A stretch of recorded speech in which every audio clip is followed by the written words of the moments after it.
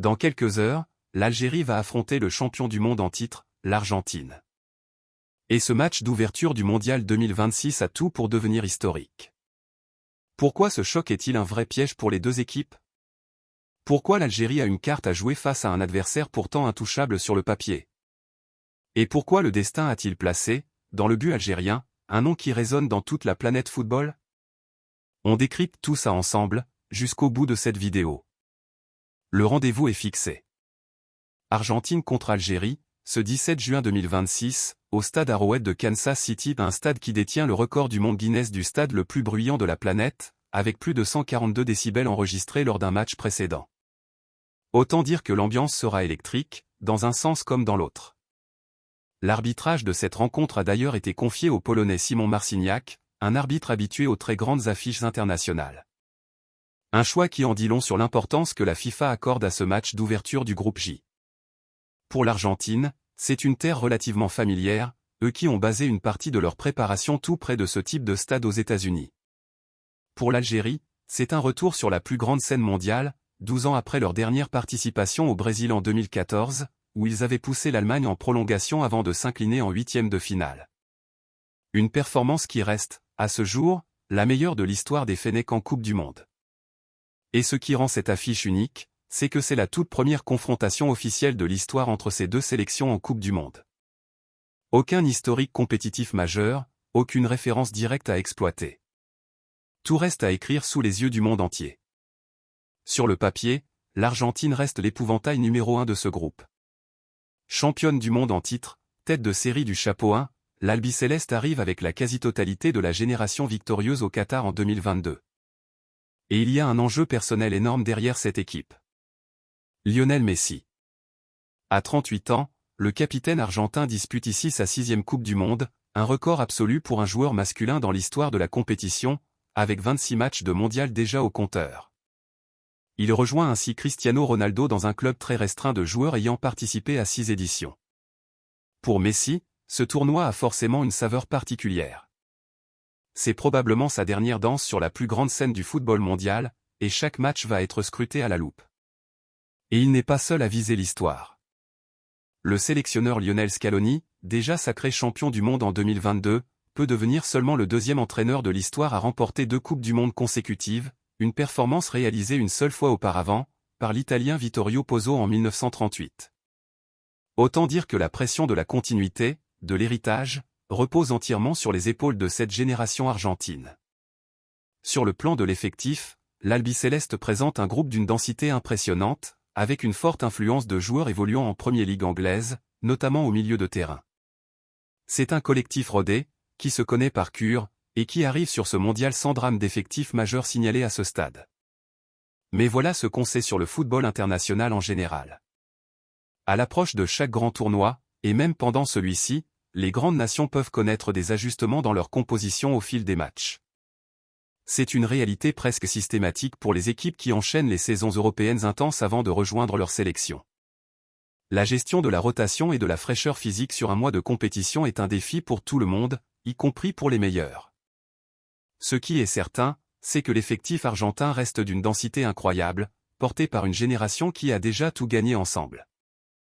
Cette équipe garde des individualités capables de faire basculer un match à elle seule, et la profondeur de banc argentine est un argument que personne ne peut ignorer. Mais l'histoire du football nous apprend une chose.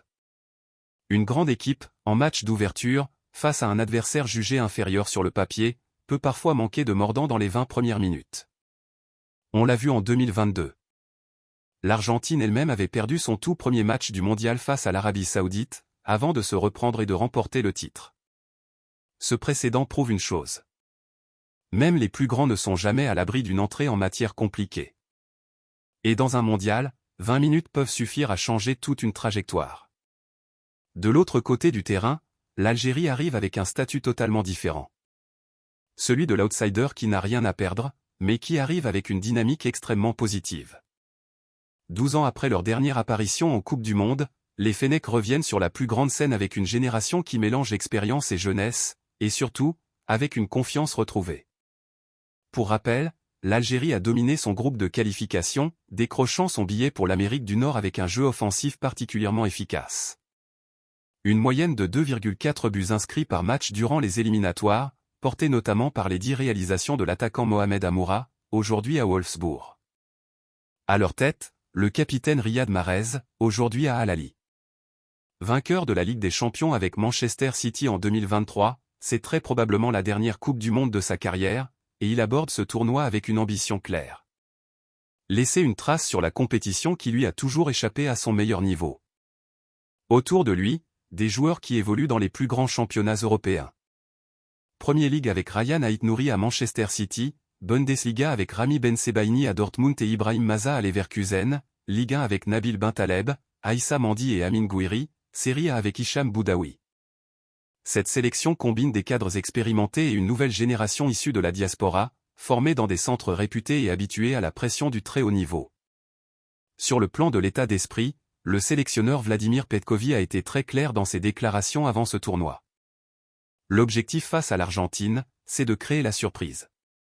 Un discours qui en dit long sur la philosophie du groupe. Personne, ou presque, n'attend de l'Algérie qu'elle batte l'Argentine. Et c'est précisément dans cette absence de pression extérieure que les Fennecs peuvent puiser une force psychologique énorme. Et maintenant, parlons de ce nom qui a fait le tour du monde avant même le début de la compétition. Lucas Zidane. Le fils de Zinedine Zidane, le gardien de l'Algérie. Oui, vous avez bien entendu. Le portier qui va défendre les buts algériens face à l'Argentine porte un patronyme qui convoque directement le souvenir d'un des plus grands joueurs de l'histoire du football. Et croyez-moi, à Kansas City, chaque caméra finira par le trouver, chaque commentateur fera le lien. Mais au-delà de l'anecdote et du nom de famille, ce qui comptera vraiment, c'est ce qu'il fera avec le ballon dans ses mains. Une occasion unique pour lui de se construire sa propre histoire, sous ses propres couleurs, loin de l'ombre de son père. Et il n'est pas le seul visage marquant de cette équipe.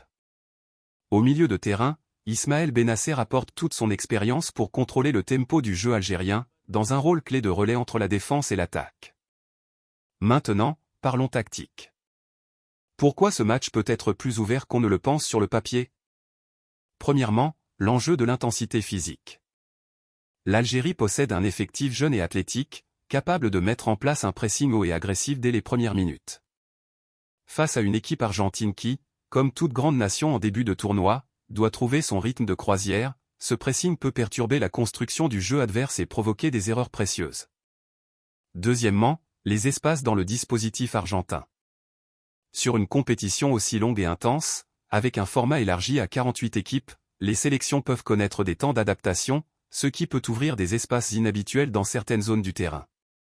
Une équipe organisée et rapide en transition, comme peut l'être l'Algérie, a les arguments pour exploiter ce genre d'ouverture. Troisièmement, l'expérience des cadres algériens dans les grands rendez-vous. Dans ce genre de match, c'est souvent l'expérience qui fait la différence sur une action décisive.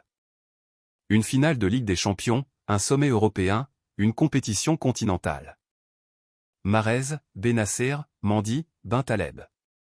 Plusieurs joueurs algériens ont déjà connu ce niveau de pression et savent comment gérer ces moments charnières. Quatrièmement, et c'est peut-être le point le plus important. Le nouveau format à 48 équipes change complètement la philosophie du tournoi.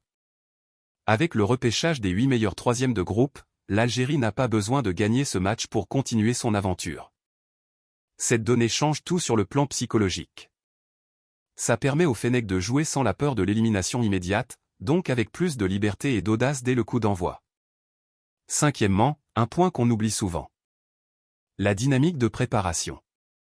L'Algérie arrive sur ce mondial avec une victoire de prestige en match amical contre les Pays-Bas, l'une des nations les plus respectées du football européen. Un signal fort, qui montre que cette équipe n'arrive pas en simple spectatrice. Elle arrive avec l'intention de jouer son jeu, peu importe le nom inscrit sur le maillot d'en face. Concrètement, qu'est-ce qui peut se passer lors de ce match? Premier scénario.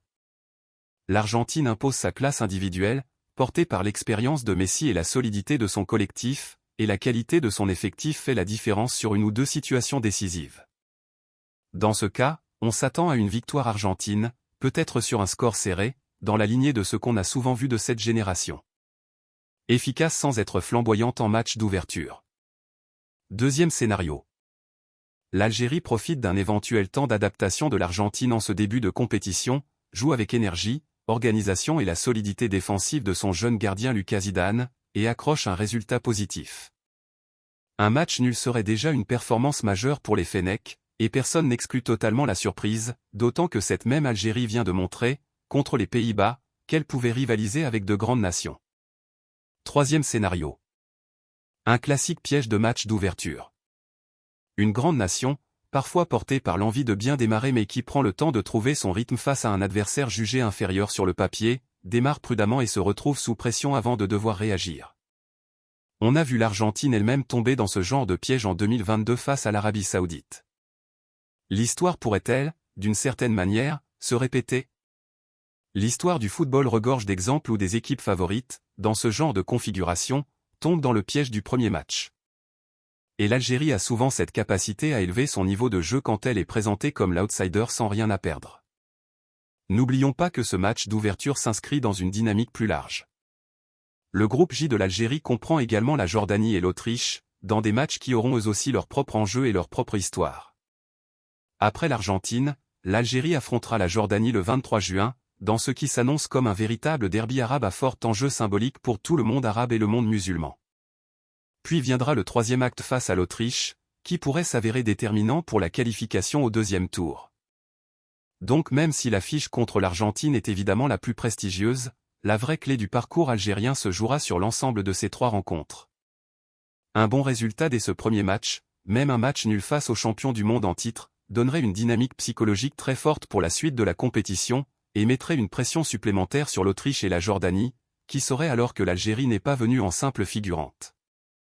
Voilà donc le contexte de cette affiche historique entre l'Algérie et l'Argentine.